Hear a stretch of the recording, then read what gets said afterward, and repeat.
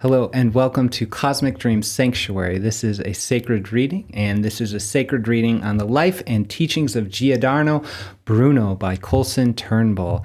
This is a text that comes from the public domain and is accessible at archive.org. And so how this works is I will provide an introduction to the text, I will read the text, and then offer a little debrief experience. So the way we do readings here at Cosmic Dream Sanctuary is to understand that they are something like a contemplation meditation. That's the invitation. Of course, you can study these things on your own, but the space here, these videos are really offered as a way to simply, you can turn them on and forget about it. You can use it as meditation. You can have this as background. It's totally fine. For me, it's a way to explore these texts and to explore these concepts and to share that exploration with you. And so just like with the practice of mindfulness meditation, we bring the object of concentration onto the physical sensation of breath to train the habits of mind to come back in single-pointed concentration to presence, to actual presence and feeling of nowness. With contemplations, we do the same, but instead of using the breath as an object of meditation, we use a concept, or we use a series of concepts. In this way, you are invited to use the expression of this text, even the introductions and debrief experience, as an object of meditation, meaning when you get distracted, which you invariably will, you can come back to the sound of my voice, and you can even understand that we don't need to have a conceptual understanding of everything that's going on. No one's going to test you on this, so you can let your mind go and come back. It's totally fine. So I do want to introduce why I am talking about Giordano Bruno and why I selected this reading. I'm particularly curious about his works. I haven't read a lot. They aren't necessarily translated into English, or a lot of them aren't necessarily readily available in English, let's say. So I found this book that is in the public domain. So I will read two of its chapters to kind of express this man Turnbull's understanding of Bruno's cosmology. And so I'll simply read the introduction from Wikipedia so you have a sense of who he is. He was born in 1548 and died 1600. He is an Italian Dominican friar, philosopher, mathematician, poet, cosmological theorist, and hermetic occultist. He is known for his cosmological theories, which conceptually extended the then novel Copernican model. He proposed that the stars were distant suns surrounded by their own planets, and he raised the possibility that these planets might foster life of their own, a cosmological position known as cosmic pluralism. He also insisted that the universe is infinite and could have no center. So here's an image of him. The reason why I wanted to talk about him is because of my own experience with past life regression. So I had an experience where I had a mysterious infection in my arm after looking at the magic mirror of Dr. John Dee. It freaked me out, so I did a ceremony to close any of those doors. But recently, in the last year, I decided that it was actually really important to understand. And so I went through and I had a past life regression exploring the notion that I was the historical person of John Dee, incarnated now, and have some sort of past life resonance there, right? So now, after having gone through those explorations and experiences, I understand that past lives are really not well understood, let's say. And I am a hypnotist. I do work with past life, and I do find it actually meaningful to have this notion that I was once this person and now I'm this person. But when we actually look at the mechanics of who a person is and what a person is, it's really not in alignment with this understanding that the soul goes from body to body to body. There's something more like a harmonic experience happening. There's something more like everything's happening all at once. It's something like imprints. It's something like resonances. So my conclusion now in the exploration, just to close the door on any of that inquiry, is that I literally and truly have resonances with the historic person, John Dee, that are meaningful and potent, right? That to say that I was John Dee in the past doesn't make any sense.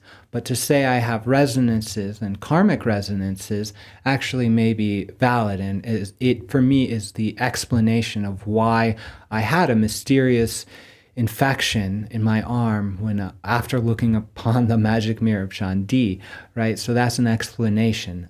During that regression, so this is how I'm getting into Bruno, is I had a memory of a previous life to Dee of being burnt in a square and being burnt alive for heresy, and my name was Bruno.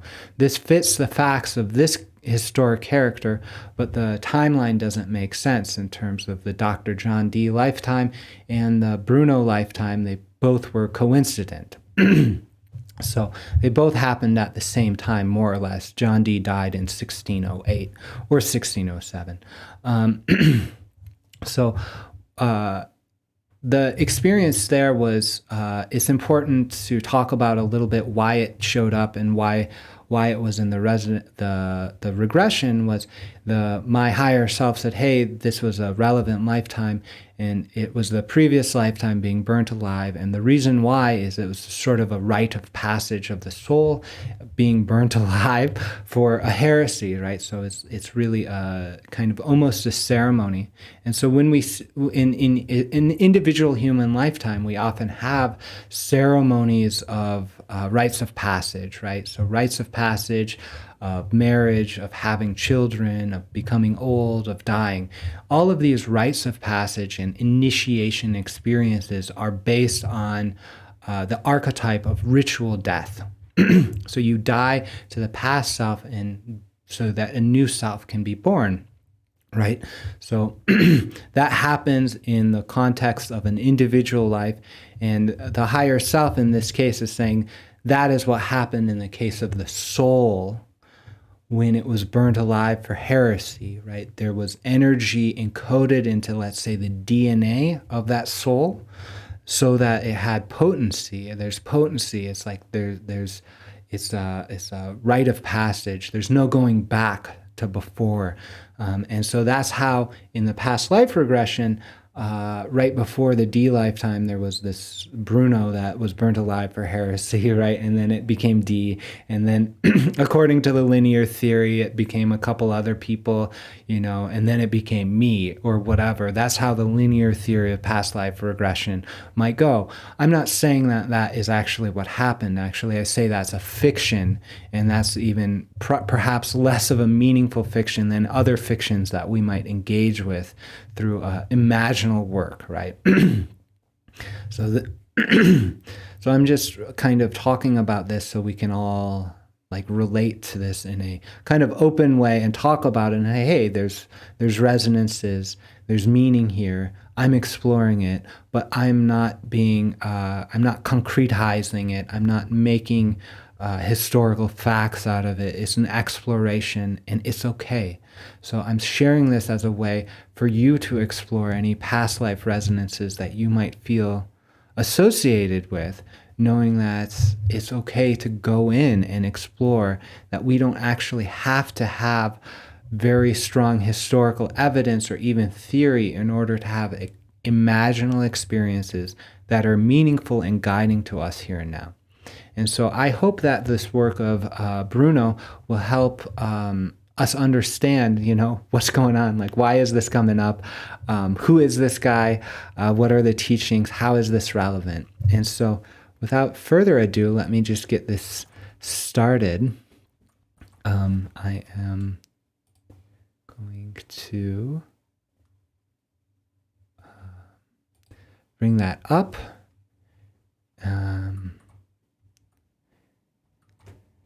Yeah, and so here we are. I'm only going to read 2 chapters from this book.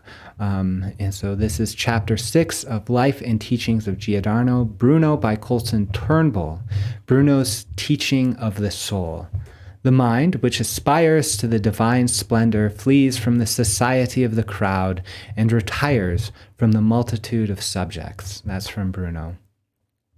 For general contemplation and uplift of spirit, says Goethe, Bruno's ideas require much to separate the pure gold from the gross and uneven strains of other matter. His ideas are so great that his philosophy can be compared with various precious metals, the getting of which must be systematically pursued in order to do justice to this gigantic thinker. He might justly be termed a second Pythagoras, whose system penetrates the social and intellectual history of Italy, both ancient and modern. Bruno resuscitated these doctrines, giving them a bolder and clearer outline in a more positive direction. Pythagoras taught that numbers are the beginning of things, or the cause of the existence of material things. They are not final, but always changing, and their positions and attributes. They are variable and relative. Beyond and above all this transformation, there is the immutable, the all and the one. The infinite must be one, as one is the absolute number. In the original one are contained all the numbers. In the one are contained all the elements of the universe. Bruno elucidated from this abstract doctrine fixed principles, giving them more distinct development. One is the perfect number. It is the primitive monad. From the one proceeds the infinite series of numbers, which again withdraw and are resolved into the one. So from substance, which is the one, proceeds the myriad of worlds, and from the worlds proceed myriads of living creatures. From the union of one with the diverse is the generated, the universe. From this absolute one, the sum of the sensible and intellectual world, millions of stars and suns are produced and developed.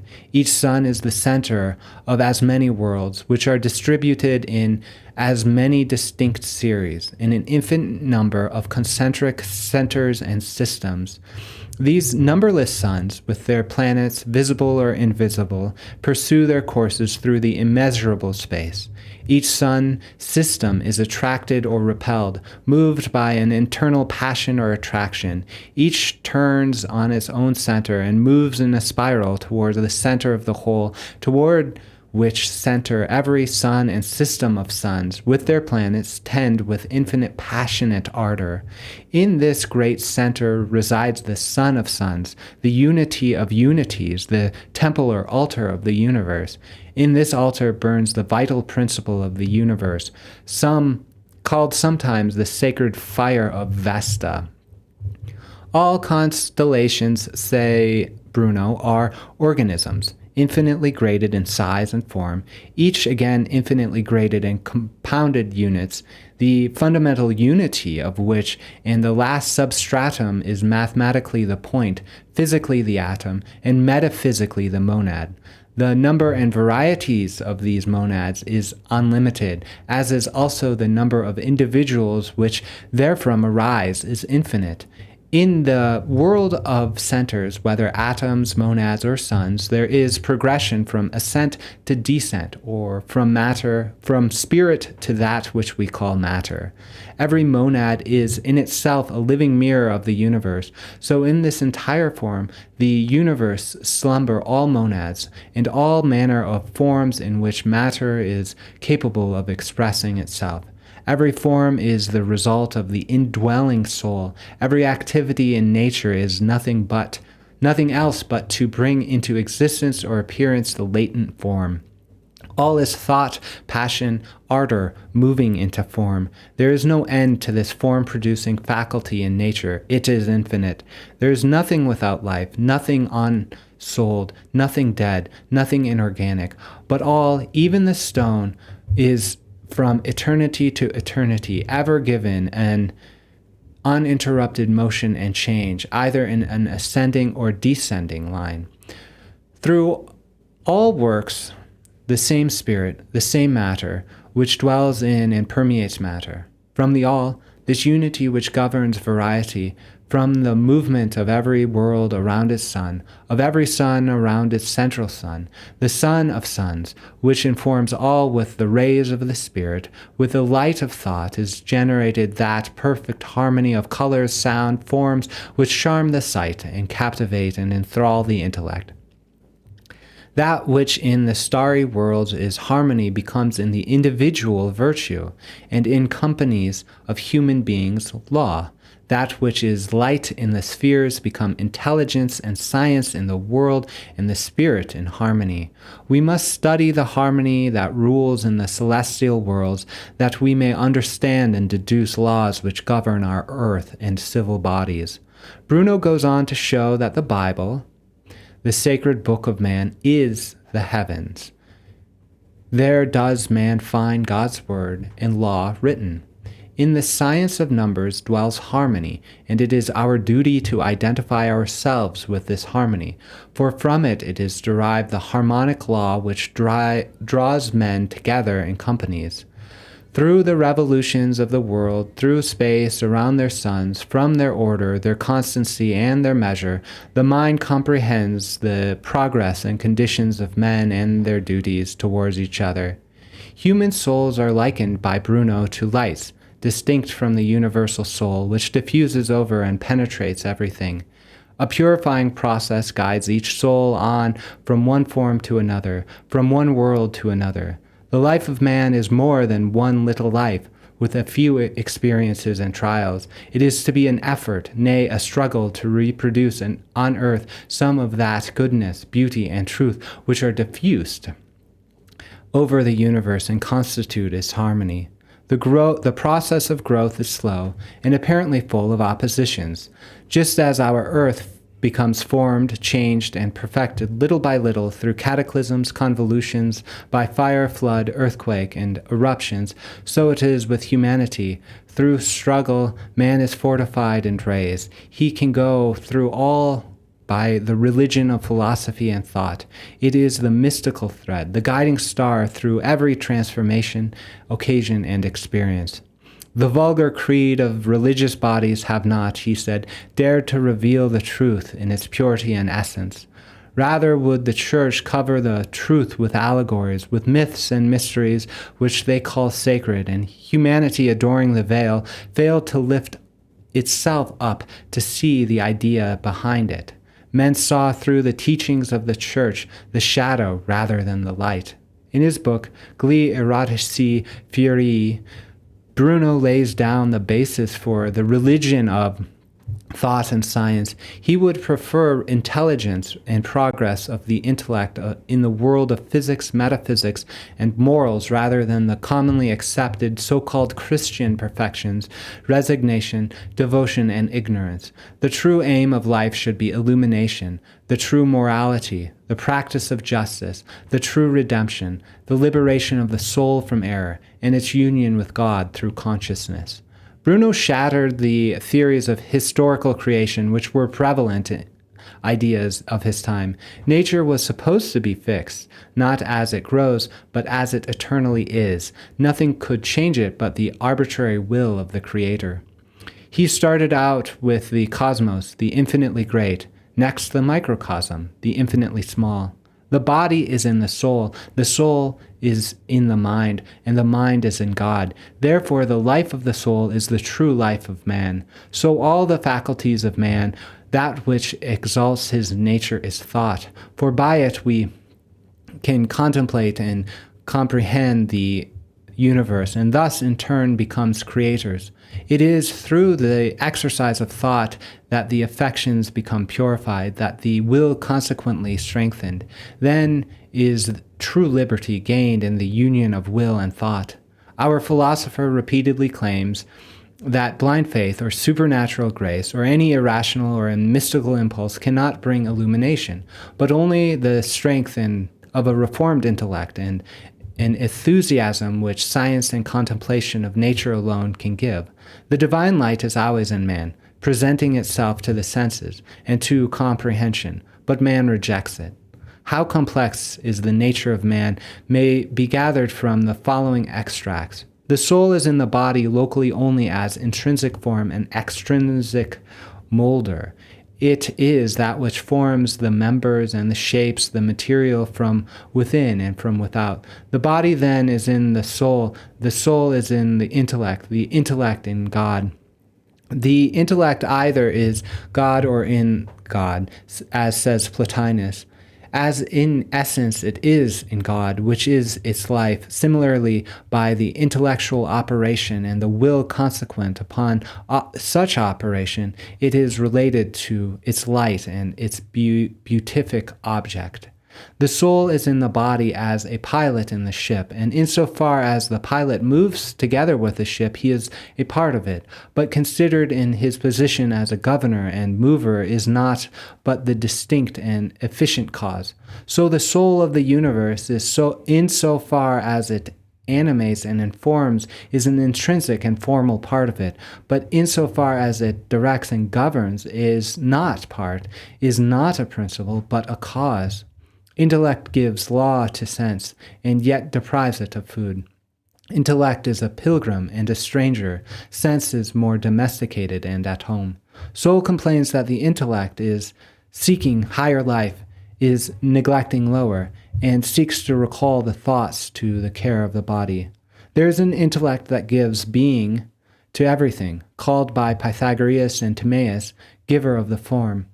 A soul and formal principle that makes and informs everything, called by some origin of the form, one material of which is made up and formed everything, called by all receptacle of the forms. Sense rises to imagination, imagination to reason, reason to intellect, intellect to mind. Then the whole soul is converted to God and inhabits the intelligible world, whence on the other hand it descends in an inverse manner to the world of feeling through the intellect, reason, imagination, sense, and vegetation. The Platonists say that the soul, as to its superior part, always consists of the intellect, in which it has more of understanding than of soul, seeing that it is called soul only insofar as it vivifies the body and sustains it. The order of diverse life which the soul takes in various bodies and the scale of human powers has as many degrees as that of nature. For man in all his powers show all the varieties of beings. Bruno on this topic says, therefore, from the attachments it may be known whether souls go high or low, or whether they come from above or below, whether they are going to be beasts or rising toward divinity according to their specific being, as understood by the Pythagoreans, or according to the similitude of the affectations only, as is commonly believed. It not being proper that the human soul should become the soul of a brute, as well said Plotinus and other Platonists. I have held and I hold that souls are immortal, and that they are subsisting substances, that is, the intellectual soul, and that, speaking in a Catholic manner, they do not pass from one body to another, but they go either to paradise or to purgatory or to hell. Nevertheless, in philosophy I have reasoned that the soul, subsisting without the body and non-existent in the body, may in some way that is in one body be in another, passing from one body to another, which if it be not true, at least appears to be the opinion of Pythagoras. In this same work, he aptly portrays the relationship between the soul of man and the soul of the universe, the struggle of the former again to reach its home. How Bruno tells this can be gathered from the following passages. There is no need to cast the eyes towards the heavens, to raise the hands, to direct our steps toward temples, or to intone to images in order that our requests be more favorably considered, but we should enter into our inner self, reflecting that God is nigh, with us and within us, more fully than the man himself can possibly be, for he is the soul of souls, life of lives, and essence of essences. He, man, will be present in the body in such a way that the better part of him will be absent, and he will by indissoluble bond unite himself to divine things. Considering himself to be too great to be the servant and slave of his body, which he ought not to regard otherwise than as a prison which restricts his liberty, a vicious substance that clogs his wings, a chain that fetters his hands, a log that holds fast his feet, or a veil that clouds his sight. But let him not be a slave, a captive, be slimmed, be enchained, idle, deaf, and blind, for the body which he leaves cannot any more tyrannize over him, so that the soul proportionally is placed above the body, just as the corporeal and material world is subject to divinity and to nature. Thus he will become strong against ill fortune, magnanimous when injured, and brave in poverty, persecution, and tribulation. Such is the virtue of contemplation, and as Imambulicus observes, that sometimes it happens not only the soul abstains from inferior acts, but it leaves the body completely. To see divinity is to be seen by it, as seeing the sun is concurrent with being seen by the sun. Equally, to be heard by divinity is just to listen to it, and to be favored by it the same as to offer to it. For from that one, the same and immovable, proceeds thoughts, certain and uncertain, desires, ardent and satiated, and reasoning, learned and ignorant. Accordingly, as worthy or unworthily, the man presents them to himself by means of the intellect, desires, and actions. The same pilot may be said to be the cause of the sinking or safety of the ship, according as he is present or absent from it, with this difference, that whilst the pilot by his ignorance or skill loses or saves the ship, the divine power, which is all in all, neither gives nor takes away. It is the conversion or rejection of it by others that causes the difference in its effects. Our cognition will never be perfect insofar as understanding the highest object is concerned, but only so far as our intellect can understand it. Let it suffice that in this and other states there be present to him the divine beauty so far as the horizon of his vision extends. Let it suffice that all make the attempt, and that each does his utmost, for the heroic nature is better content to fail and fall nobly in a high undertaking where it displays the dignity of its spirit, than to be completely successful in an ignoble and low work. Better a dignified and heroic death than an unworthy and vile triumph. The intellectual power is never content nor satisfied with comprehended truth, but ever proceeds onward to truths incomprehensible. So also we see that the will which follows the apprehension is never satisfied with finite things. Therefore, the essence of the soul is not related to any other than the fount of its substance and being. Wherefore, shall we follow the true morality and right path, we shall be magnanimous despisers of those things which childless thinkers esteem, and shall become truly greater than the gods which the blind crowds adore, because we shall become true contemplators of history, which is written in ourselves, and trained executors of the divine laws, which are hidden in the center of our hearts. This is that philosophy which opens out the senses, satisfies the spirit, enlarges the intellect, and converts man to the true bliss that he can have as man subsisting in this and similar bodies, for it frees him from solicitous care for pleasures and from blind sentiments of grief. And now, Chapter 7, God and Nature. God is in every blade of grass, in every grain of sand, and in every atom that floats in the sunshine. Quote from Bruno. At first, says Bruno, we are doubtful and perplexed, but as we consider more profoundly the nature of substance of that in which we exist unchanged, we shall find that there is no death either for us or any being, that nothing substantially decays, and that all things flowing through infinite space only change in appearance. And because all is subservient to the highest good, we ought to believe or think otherwise. We ought not to believe or think otherwise, that as everything is from God, and so everything is good, makes for good, and tends to be good, that all is well, makes for well-being, and tends to happiness. Returning again to his idea of nature and God, we find him saying that God is the mind expressed in nature. He is the nature of all natures. So we can in no higher or worthier way worship him than by searching for the laws which keeps, upholds, and reconstructs this universe and living in that law. In every organism, even in the smallest, is the world mind present, but in no one organism entirely. If a man places his limited ideas above or apart from the world idea, or if he subjugates to his own desires the welfare of the whole, then evil arises. On the other hand, when the will of the individual yields to the welfare of the whole, good follows. Every gain in the knowledge of natural law is, therefore, an act, a moral deed or act, for it promotes the activity to conform with reason. Nature should guide our human reason, but not that our limited human reason should guide nature. We can better become acquainted with natural laws when we go to the very source of nature's elements, and these are the atoms, the monads, and the minute.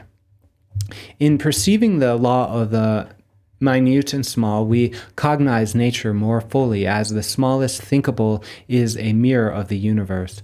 Bruno does not claim his method of philosophy to be infallible.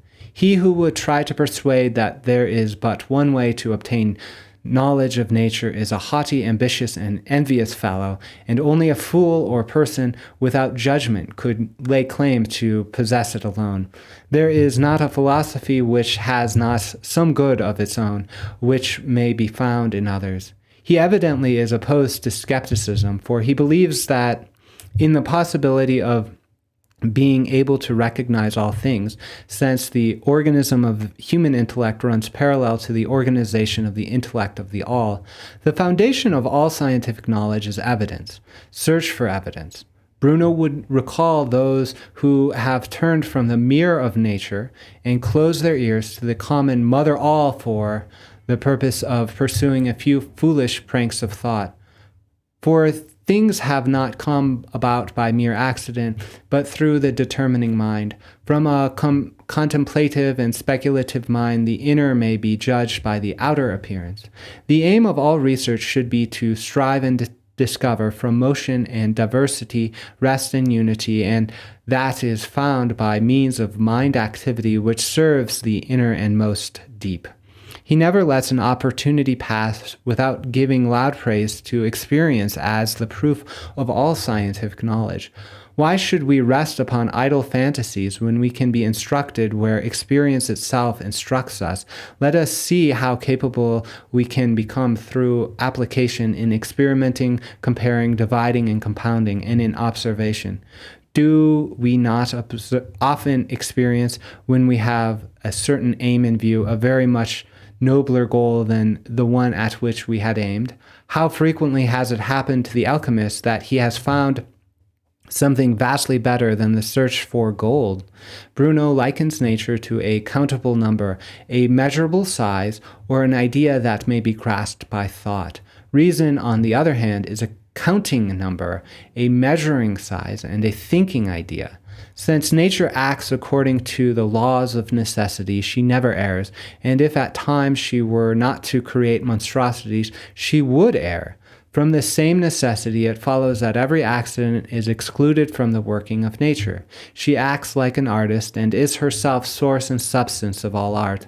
Nature is a living art and a kind of intellectual power of the soul. It has been justly said that the work of nature is the work of intelligence.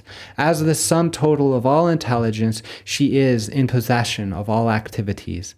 Nature can, within her boundaries, make all from all, just as the intellect is capable of recognizing all from all.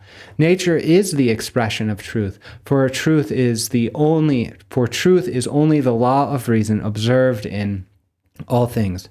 Truth is not alone physical, but it is itself the creating life force in nature. Nature is the greatest demonstrator of profoundest secrets, for in her visible forms we see the reasonableness of ideas. She is the fire which Prometheus secretly stole from the gods and gave to men. She is the tree of knowledge of good and evil, for she herself is the reflection of the idea. While searching for Bruno's ideas of gods, we find him apparently expressing two diametrically opposed ideas: God's identity with nature and God's dominion over nature. This perhaps is due to the poetic and spiritual mind of the poet-philosopher. Nature is the most glorious of divinities, and God demands and orders, and nature executes and fulfills his will. We read again of the all-being which manifests itself in the beauty and splendor of the sun. God is the monad of monads, the substance of substances. The divine knowledge is the substance of being in all things. God is the all in all, and the one light illuminating all, the one life giving life to all. In many gradations descending from higher to the lower and ascending from the lower to the higher, as is in the universal, so it is in the individual and in the universe. God in nature is an oft-rehearsed phrase of Bruno. We study the splendor of deity in nature. God and nature are one in the same substance, one in the same power, one in the same space, one in the same creating power. Nature is nothing more than God's power which moves matter in the eternal order, the order which we call divine. In speaking of matter, Bruno teaches the following: in the universe are two chief principles, constant and eternal, the principle of substance or matter and the principle of form. These principles are constant and promise immortality for the body as well as the soul. But all forms which proceed from substance must return to substance, so it seems as though there were in reality nothing constant. But matter has the power to send forms from itself. They are not taken from without, but from its source. All form is nothing else than the indwelling soul in things, which is manifested or brought into appearance. All things have a part of mind substance, or all things are ensouled. Soul is found in all things. There is not the smallest corpuscle which does not comprise the soul light. The world's soul is the constituting, forming principle of the universe. Its life is in all things, and the soul form in all things. The nature of all matter is pure spirit in action. If we recall the narrow world picture of Bruno's day, we shall realize what an immense service was done by him. He was afraid of no consequences. Pope and Church got along fairly well with Copernicus's system. This astronomer freed the sun for us and raised our Earth into a full swinging globe. It remained for him to break the still narrow bounds of the Copernican world and give our world its completely immeasurable space. Bruno defended his cosmological teachings with great vigor and courage. The entire world was against him in its thought. Copernicus had thought the Aristotelian infinity of the world's edifice by keeping the fixed star sphere. Bruno declares, For us consists the universal sphere as a single, all overspreading, infinite, immovable continuum in which numberless spheres of or particular worlds exist. There is but one sky, only one immeasurable world space, one matrix, one universal connective, one ether region through which the whole moves. In this becomes visible innumerable stars, constellation, world bodies, and suns, and this gives us a right to reason that there are numberless others. These immeasurable and unnumbered moving bodies are the necessary media through which the formless glory of God endeavors to manifest itself in a form or corporeal manner. Of these great constellations, our Earth is one. yet not a single one is the center, for the universe is in all directions equally immeasurable. For neither the sun nor in the sun, the earth or in the earth, nor in any region is the center of the universe. To every living being, the center is the middle round which it revolves, so there are as many centers as worlds swung by their own weight. They move freely in the ether, attracting each other by the mind forces which dwell in each. The Earth and other constellations have their own life principles, which in none other than their own soul, which again is but a part of the world soul. This creating world soul finds infinite delight in propagating infinitely graded forms of life. The object of these diverse expressions is to delight the mind and call into manifestation an infinite number of ideas to make true the world of reason. For where there are of variety and diversity, there are also gradation, order, system, harmony, concord, and in the harmony of the opposites rests the beauty of the whole. Of course, there is harmony of parts only in beholding the whole. Even the thinkable smallest has the universe the highest density, viz., the task of subjugating itself as a part of the whole, that the whole may harmoniously balance and unite.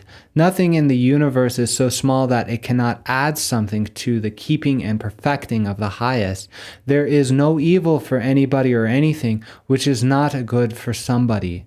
To one who always considers the whole, nothing is hideous or evil, nothing inharmonious in its diversity. To see the perfect depends on how well we hold the contrast in cheek. Nature is like a music master, harmonizing higher and lower tones in a magnificent symphony. The world harmony can never pass away, no more than the eternal can perish. It is to Bruno we give credit for having discovered the rotation of the sun on its own axis. He was not afraid to proclaim that all constellations beyond the orbit of Saturn, Uranus and Neptune have not been discovered, were suns, each having a separate system. These suns are called fixed stars because they seem motionless and retain their relative position in the heavens, but in reality they have their motion. In claiming this discovery, Bruno rejoiced greatly, as later in the day the truth was verified by the calculations of astronomers. In speaking of comets, he claimed they are a special species of planets, differing only from the real planets in that they seldom appear because their path is in an opposite direction to our vision and the sun. His speculation in astronomy have been more than once verified. Bruno claimed that all the planets of our system were not yet discovered. Bruno seems to have anticipated the unit developed by all organic beings, or the doctrine of evolution as taught by Darwin. Matter is in a constant state of fleet. No body is today what it was yesterday. This motion is nothing more than the outer appearance of the soul in all things. In all things, even the smallest is an indwelling soul which gives its power of thinking and cessation and the desire to strive and maintain that which is most useful to it and to the whole. This all-penetrating ensouled intelligence appears in lower organisms as blind or sleeping, next showing more of its natural characteristics as in the animal. The third step in gradation is seen in the inborn reason manifesting itself in an organic mold, all of which seems to point to a scale of evolution in Bruno's doctrine of development. Speaking of art, our philosopher returns to nature, claiming her to be the substance and source of all arts. Nature herself is a living art and a living power of soul. Art is the imitator of nature. It follows her footprints. The aim of art is to express the beautiful, and the beautiful is seen in the harmony of opposites. If the world of forms were similar, it would never have been beautiful. It is in the variety that we have beauty. In nature's constant contrasts, we have action, reaction, motion, differentiation, order, harmony, and beauty, thus pleasing the poet, the philosopher, and the painter. So that's the end of the chapter on God and nature. Let's just take a moment to appreciate all of these words. These were uttered by a man who was martyred by a society that did not accept him. He is now honored by some scientific communities, particularly, I believe, the search for extraterrestrial intelligence. There's a sort of award, a Bruno Award, but I would actually invite anyone who reveres him in the context of the modern worldview of science to actually return back to these words. I was really impressed by the quality of his scientific endeavors, right? So he's a great scientific mind, right? So oftentimes, I do want to speak on this a little bit, philosophy of science-wise, because we have this notion that there is a progress, right? There's an ever-ascending progress of scientific understanding, and that there is an evolution, let's say, of the human soul or the human mind, human intellect into understanding more and more, and that we're at the pinnacle of this, right? A mind like Bruno's, who can clearly see these things, can talk about the atom, who can predict that, who discovers the sun, has its own access, who really makes these courageous statements. He is observing nature through his experience, right? And these things, as this chapter has shown us, turn out to be true from a modern scientific worldview, right? And so we can say, okay, let's accept that. But now, since we're more advanced than him, we might discount his conversation about world souls or intelligences or God and nature and that sort of thing. This is a very similar activity to what happens when we read Plato, right? So we, from a rational point of view, from a almost positivist point of view, we might read Plato. We go, wow, Plato has a really strong geometry understanding. It's the source of rational thought, right? As Plato as the source of rational thought. But then when we get to the so-called Socratic myths, when he talks about souls and this sort of world of souls, the world of forms, the transmigration of souls, the interactions with daemons, these intermediary beings that are something like angels, right? When we get there, we go, oh, he's trying to use that as a mythology to communicate his rational thought, right? And so, or we go, oh, that's primitive, right? And so we reject it, us in our modern worldview. Actually, looking at their works and things like that, these were not dumb men. These were not men that would be prone to fancy, right? They're actually experiencing something. So that's what I would call to, is this sense of, and definitely in the case of Bruno, he's observing things about the nature of the world, and he's making generalizations, and he's expanding, and he's discovering, right, through his intellect and through his spiritual sensibilities, that God is within him and acting throughout him, right, that he's actually participating in this infinitely vast universe, and in some way, shape, or form is expressive of the actual intelligence behind it, and that he can participate in it, right? We had the quote that he would raise up experience, right? He would say, experience is really important. There's multiple viewpoints. Let's work with experience. And so we might actually deduce he had an experience, right? An experience of these things. We might actually deduce, right, that we can have an experience of these things. And that, I suppose, is the invitation, right, is to be able to use our mind, and we can contemplate what's it like to be in an infinite universe, what's it like to be in an infinite universe that there's an innumerable measure of planets, an innumerable measure of forms, acting and reacting with all of these things. And well, what that might look like actually is the current world, right, of all these variety of forms, right? When we talk to experiencers, right, of extraterrestrial contact phenomena, it reads like a fantasy novel, like a science fiction novel. There's an immense variety of forms, an immense variety of universes, an immense variety of ways these things can happen, right? And so that is actually consistent with this worldview, that this is something like a dream in the mind of God expressing itself,